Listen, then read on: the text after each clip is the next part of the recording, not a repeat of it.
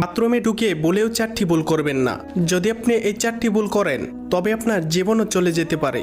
আল্লাহ তাআলা মানব জাতিকে সৃষ্টি করার 2000 বছর পূর্বে জিন জাতিকে সৃষ্টি করেছিলেন।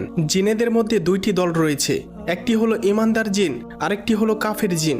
ইমানদার জিনেরা থাকে পবিত্র জায়গায়, মসজিদ মাদ্রাসায়, আর কাফির জিনেরা থাকে অপবিত্র জায়গায়, বাথরুমে। তাই বাথরুমে ঢুকে 3টি ভুল করবেন না। সেই 3টি ভুল কি তা জানার আগে আপনি যদি মুসলিম হয়ে থাকেন তাহলে ভিডিওটিতে একটি লাইক এবং চ্যানেলটি সাবস্ক্রাইব করুন এবং আপনার সুন্দর নামটি কমেন্টে লিখে যান। নাম্বার 1, বাথরুমে ঢোকার পূর্বে দোয়া পাঠ করুন। দোয়া না পারলে বিসমিল্লাহ পাঠ করুন এবং বাম পা দিয়ে বাথরুমে প্রবেশ করুন। নাম্বার 2, বাথরুমে গিয়ে আয়না দেখবেন না।